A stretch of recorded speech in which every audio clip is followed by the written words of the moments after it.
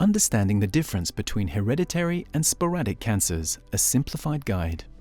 Let's follow Dr. Lucas's interview with Sofia, a journalist, to learn the differences between the origin of different types of cancer. Dr. Lucas, what is the difference between hereditary cancer and sporadic cancer? Great question, Sofia.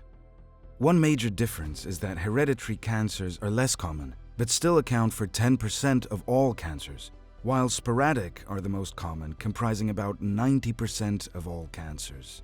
In the case of hereditary cancer, family members carry gene mutations that can be passed from generation to generation. Being born with a genetic mutation increases the risk of developing cancer. However, it doesn't necessarily mean that this person will develop cancer during their lifetime. Right. Could you please clarify that a bit more? Sure. Let's imagine you have a family recipe book passed down through generations. In this book, there's a recipe for a delicious pear pie that everyone loves. Some generations ago, while transcribing the recipe book, instead of writing pear pie, someone forgot to add the R. So the recipe changed to pea pie that is now passed on through generations. This analogy represents the mutation that occurred and could be passed down from generation to generation. Much clearer now. What about sporadic cancer?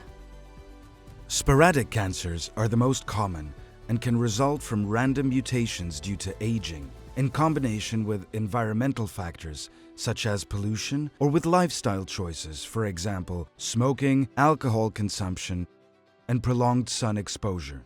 These factors can promote the accumulation of mutations over time, increasing the risk of cancer. Can you also make an analogy for sporadic cancer? Yes, you can think of sporadic cancer as a random roll of the genetic die. During our lifetime, every time a cell divides, mutations can randomly occur. This, in combination with unhealthy lifestyle choices, increases the risk of developing cancer. Let me paint a clearer picture. Imagine someone with no acquired mutations who embraces a healthy lifestyle. Their risk of developing cancer is low. Now, picture another scenario.